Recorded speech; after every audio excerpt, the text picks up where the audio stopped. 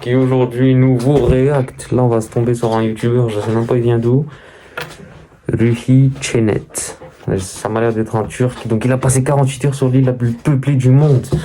Je sais pas c'est où. Moi je dirais peut-être en Indonésie. Car voilà, ils sont beaucoup là-bas. Donc il va nous dire c'est où. C'est parti. Santa Cruz del Islote est un territoire d'un centième de kilomètre carré où 816 habitants vivent toute leur vie ensemble, entassés par douzaines dans des pièces minuscules. L'île est tellement remplie qu'un homme fait son sport quotidien à côté d'un excrément de chien et la vie chaotique ici engendre de nouvelles adaptations. Depuis notre arrivée sur l'île, on ne cesse de croiser des gens partout où on se trouve. Les gens affluent de tous les coins.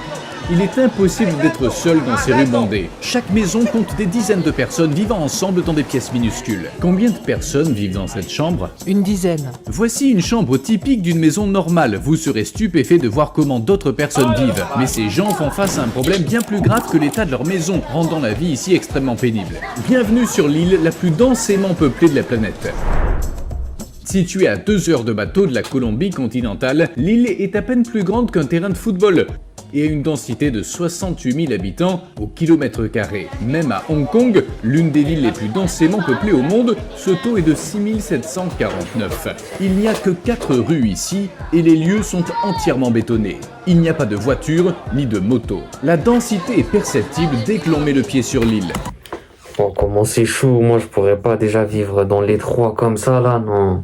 Et même il y a trop de monde, hein, c'est chaud là, faut vraiment aimer la population, faut... Ah là, tu grandis dans ça, t'as pas le droit d'être introverti, tu peux être que extraverti là, faut que t'aimes le contact avec l'humain. Ah ouais là, c'est chaud de ouf, hein. Le bruit des gens, des coqs, des vagues et de la musique se mélangent. Les maisons ici racontent l'histoire de l'île. Entrons dans l'une d'elles. On peut voir à l'intérieur de votre maison? Oui, bien sûr, regardez, je n'ai rien. Il fait un peu sombre à l'intérieur. Nous n'avons pas d'électricité ici. Vous voyez qu'ils ont du linge à laver dans le couloir. Ils le laissent sécher dans cette zone ouverte. Commençons par cette pièce. Le propriétaire dit que 10 personnes partagent ces 3 lits. C'est ma chambre. Combien de personnes dorment sur ce lit? 3. Et cette pièce alors? Elle ne nous permet pas d'entrer dans cette pièce car c'est trop le bazar. Les enfants dormaient ici avant. Comme il fait chaud, on sort les matelas dans le salon, parce qu'il n'y a pas d'électricité. 7 enfants vivent dans cette chambre. Ils exploitent chaque petit recoin possible, même les murs. Vu qu'ils n'ont pas d'armoire, leurs vêtements et chaussures sont éparpillés partout. La cuisine est loin d'être propre en raison du manque d'eau. L'eau n'est utilisée que pour boire. Toute autre utilisation doit être écartée. Presque tout le temps dans les rues, vous pouvez voir du linge étendu ou simplement laissé par terre, des coiffeurs à l'œuvre, des chaises qui débordent des maisons, des enfants qui courent constamment de haut en bas. 220 familles vivent dans des maisons construites illégalement. Ici, aucune autorité n'a donné de permis et personne n'est officiellement propriétaire d'un terrain. Chacun construit sa maison où bon lui semble. Quand il ne trouve pas d'espace, il construit sur des bâtiments existants. Les constructions sont tellement imbriquées que les habitants doivent parfois traverser les maisons des autres pour passer de l'autre côté.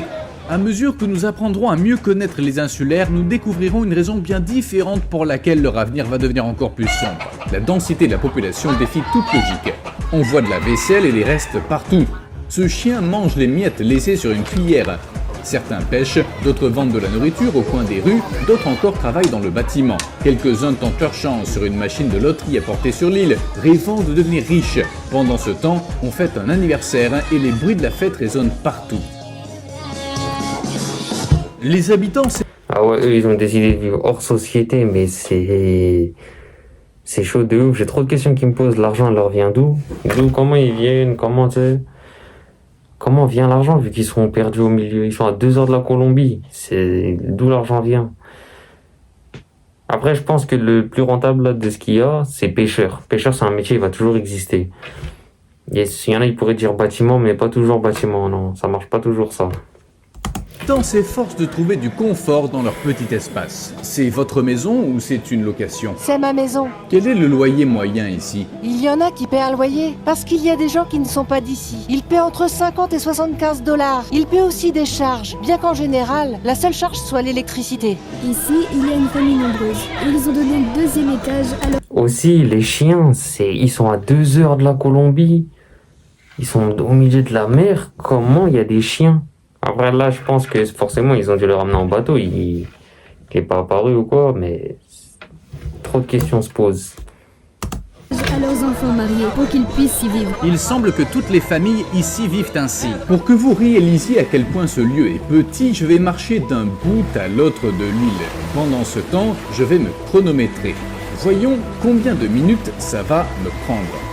On essaie de trouver notre chemin dans ce labyrinthe de ruelles étroites. Ici, l'intimité est impossible car à chaque pas, on traverse la vie de quelqu'un. Les enfants sont majoritaires sur cette île. Même un petit endroit de quelques mètres carrés se transforme en un vaste terrain de jeu pour eux. L'île dispose d'une école, d'une église, d'une clinique, d'une auberge, d'un restaurant et de 3 marchés. Il y a 200 ans, ces rues, ce chaos, ces ordures, ces moustiques et tous ces habitants n'existaient pas. Selon la légende, cette île a été découverte par des pêcheurs. Comme il était trop tard pour rentrer, ils y ont passé la nuit. Puis ils ont décidé de s'y installer avec leur famille après avoir bien dormi sans moustiques. Elle a été agrandie artificiellement en comprimant des roches coralliennes, des coquillages et les déchets accumulés. Ça m'a pris moins de 2 minutes. Cette dame de 94 ans a été témoin de tout ici. Elle est née sur cette île? Elle n'en est jamais partie, pas même un seul jour. Par exemple, je me dis là, par exemple, pour aller chez le dentiste, comment ils font? Pour aller aux urgences, comment ils font? Pour aller, tu vois? Il y en a, il se fait couper le bras, comment ils font? Il y en a, il doit se mettre un plâtre, comment ils font? Trop de questions se posent sur cette île. Les premiers pêcheurs sont venus de la région de Barou. Ils ont commencé à agrandir l'îlot et en 100 ans, l'îlot est devenu comme ça. Il n'y avait pas de moteur à l'époque, seulement des petits canoës avec des pagaies. Quand je suis née, il n'y avait que ça et quelques maisons. Tout le reste n'existait pas. Nous avons la chance d'être situés sur le 2e plus grand récif corallien du monde. Les vagues, qui s'élèvent à 20 ou 30 mètres en haute mer, sont réduites à seulement 25 à 30 cm lorsqu'elles atteignent nos côtes. Regardez, tout ce que vous voyez autour de l'île, jusqu'à 8 à 10 km de la côte, est entouré de corail pur. Combien de personnes vivent ici? 2 familles. Chaque famille est composée de 6 membres. Ça fait donc 12 personnes au total. Où est la cuisine? La cuisine? On met la gazinière ici. Ce n'est pas un problème. On cuisine au propane. Les chiens ne grandissent plus une fois qu'ils ont atteint une certaine taille parce qu'ils ne sont pas assez nourris. La vie ici est vraiment limitée pour tous les êtres vivants. Nous rencontrons ici l'infirmière qui a aidé presque tout le monde à venir au monde. Ça fait 40 ans que je mets des bébés au monde. Combien de bébés? Je ne sais plus. Je ne sais pas combien. La plupart des enfants de cette ville sont arrivés dans ses mains. Tout le monde connaît mon nom ici. J'ai mis au monde la plupart d'entre eux. Et maintenant, je mets au monde leurs enfants. Et je n'ai jamais vu un bébé mourir. On m'amène les petits qui vomissent, qui ont une forte fièvre ou qui ont la diarrhée. Je leur dis ce qu'il faut faire, quels médicaments prendre. Je suis comme un médecin ici. J'aime aider les gens. L'absence de services de santé modernes sur l'île pose des risques dans les situations d'urgence. Mais comme vous le comprendrez à la fin de la vidéo, leur véritable problème est bien plus crucial. D'ailleurs, selon les habitants, l'espérance de vie moyenne sur l'île est de 85 à 90 ans. Ma sœur est morte à l'âge de 103 ans. Les gens ne dépassent ces frontières qu'après leur mort, car il n'y a pas de cimetière sur l'île pour enterrer ses proches, faute de terrain à creuser. Après une cérémonie où les corps font le tour de la place, ils sont emmenés par bateau sur le continent pour y être enterrés. La vie est toujours difficile, même après la vie ici. À quel âge les filles se marient-elles ou ont-elles un enfant?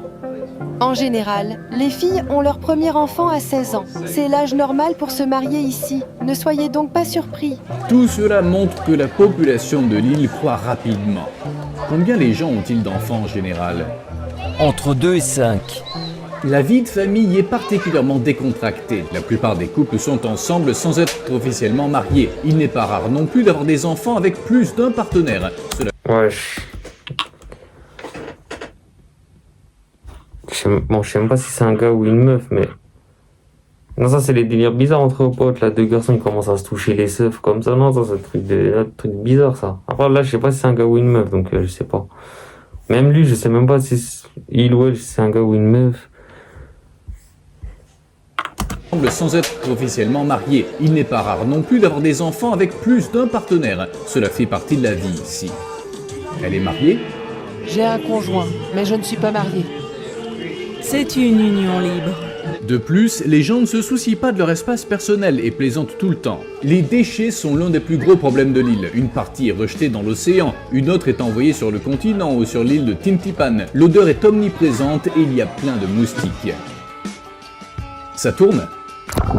La plupart des déchets sont enfouis dans l'océan. Sans réfléchir, les gens y jettent leurs ordures comme s'il s'agissait d'un dépotoir. Des plastiques, du verre, des morceaux de métal. Mais ce que vous allez voir va vous dégoûter encore plus. Aussi incroyable que cela puisse paraître, des toilettes se retrouvent au fond de l'océan. Les crabes nageant dans cette pollution sont l'une des sources alimentaires importantes pour les résidents. Et ces cages brisées étaient utilisées pour chasser ces animaux. Il y a des sacs en plastique dans l'océan. Des gens... Après, moi, je me dis que s'ils jettent leurs poubelles dans la mer, alors sachant qu'il y a des pêcheurs qui vont pêcher, ils vont pêcher ce dans quoi ils ont jeté leurs poubelles, ça fait que les animaux, ils peuvent être infectés. Les poissons, les crabes, ça peut être infecté. Ça veut dire, d'un côté, c'est bête. Wesh, il est parti jeter des toilettes. Moi, je pense à brûler les ordures. Ça peut être... c'est bien. Après, c'est pas bien parce que, tu sais, ça pollue dans l'air et tout, mais...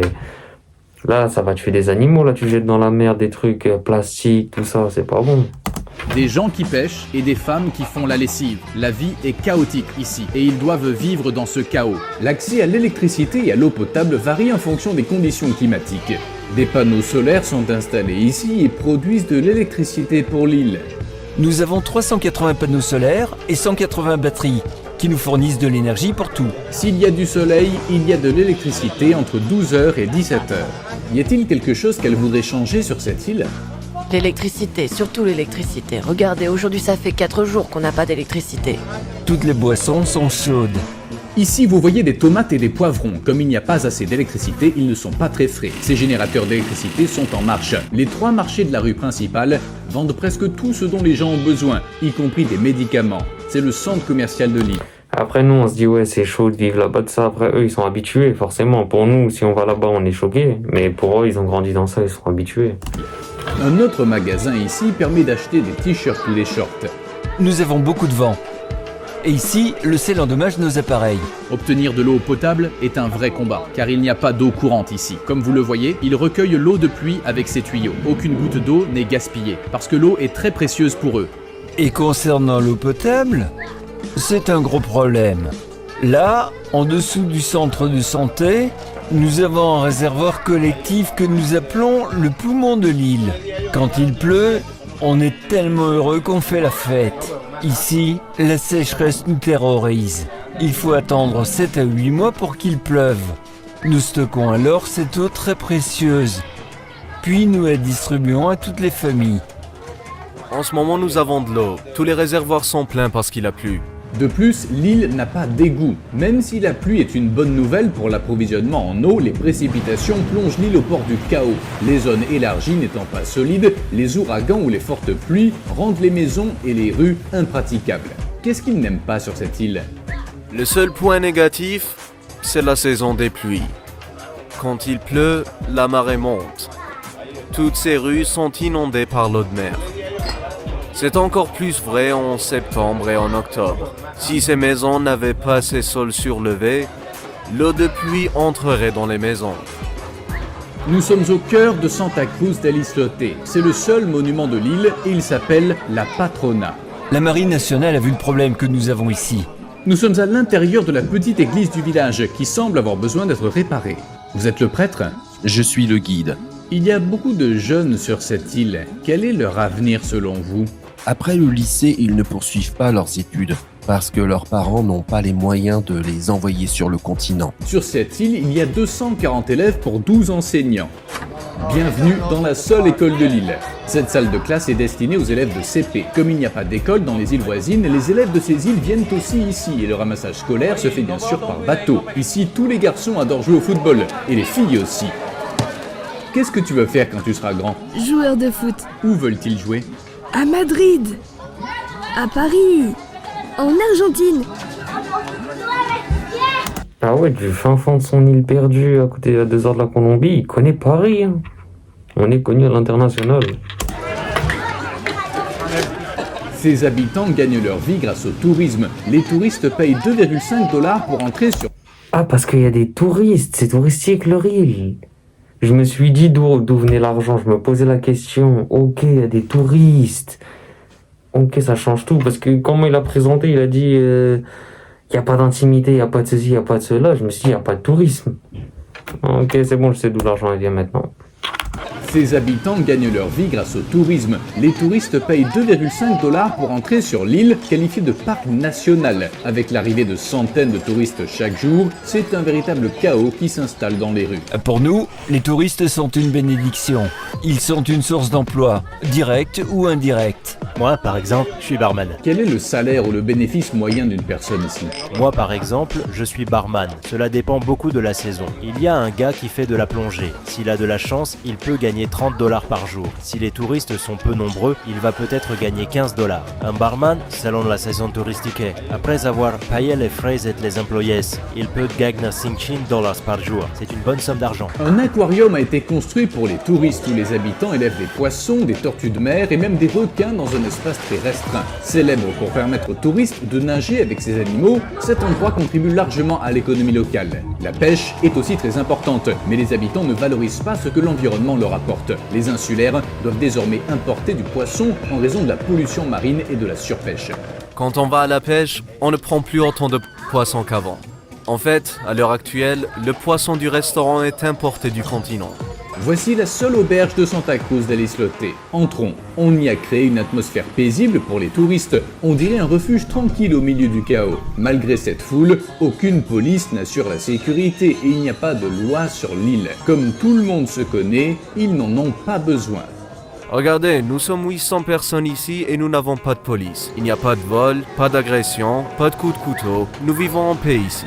Notre police ici, ce sont les personnes... Ça, par contre, ça c'est bien. Ça c'est qu'en fait ils vivent et tout le monde se connaît et c'est aussi l'un des points forts, on va dire. C'est que même s'ils sont entassés les uns sur les autres, ils sont trop et tout, il n'y a pas de vol, en fait, c'est sécurité, tu vois. Ça c'est bien. Parce que tu sais, par exemple, on va dire, façon de parler, ils sont dans la misère. Il y en a, par exemple, dans la misère, ils vont se dire quoi? Il va voler un autre.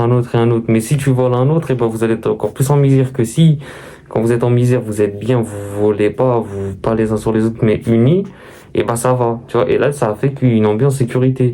Et les touristes viennent. Mais si les touristes, ils apprennent que, ah non, là-bas, ils s'entretuent entre eux, il n'y aura pas de touristes, tu vois.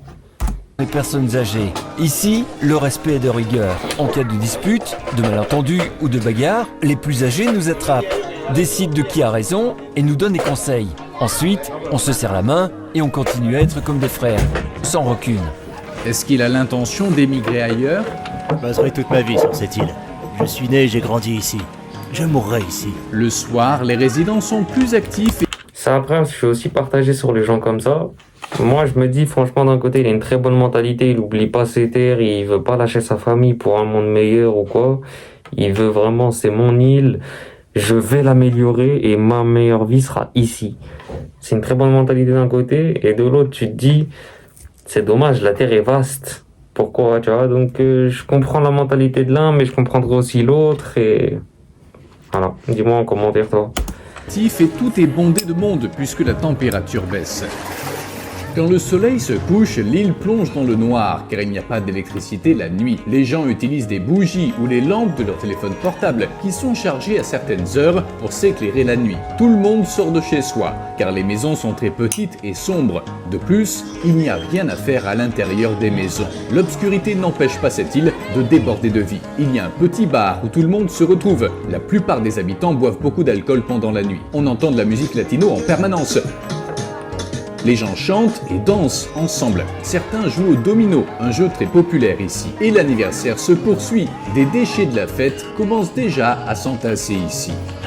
Par contre, celui qui a inventé les cartes et dominos, qu'est-ce qu'il est bien lui? Et qu'est-ce qu'il a été intelligent? C'est connu dans le monde entier, d'une île perdue à 2 heures de la Colombie, au Yémen, en France, en Arabie Saoudite, partout il joue aux cartes aux dominos, partout.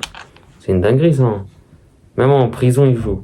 La plupart de ces gens qui vivent isolés du reste du monde n'ont jamais franchi ces frontières de toute leur vie. Ils n'ont aucun désir de quitter leur petit monde, ni de s'efforcer d'améliorer leur niveau de vie. La communauté insulaire est profondément attachée à sa terre natale et privilégie le bonheur partagé et les valeurs positives. Les principaux problèmes de Santa Cruz del Islote sont le manque d'eau potable et le ramassage des ordures. L'île ne peut pas accueillir plus de gens. Malgré tous ces points noirs, il y a un vrai lien entre les gens, comme dans une grande famille. Et ils sont heureux. Merci d'avoir regardé ce documentaire. Très bonne vidéo, franchement. Bien. Franchement. franchement bien. Il a 13 millions d'abonnés et il met la visibilité sur ça. Par exemple, moi je connaissais pas du tout ça et... Non, c'est bien qu'ils mettent la visibilité sur ça, je mets le pouce bleu, c'est bien réalisé. Par contre là, la voix là, qui passe par-dessus, la voix off, wesh, à un moment ça a pris un accent. Alors que tu sais, c'est traduit, ça a commencé à prendre un accent de... Je sais plus quelle personne, un accent style antillais. Enfin bref, très bonne vidéo. Très bonne vidéo. Honnêtement, je comprends leur mentalité de se dire c'est mes terres, je les quitte pas. De l'autre côté, je comprendrais s'ils les quittent. Après, la vie, elle est chaude partout. Hein. Par exemple, même en France, par exemple, quand certains pays d'Afrique, ils se disent ouais, en France, t'as la belle vie.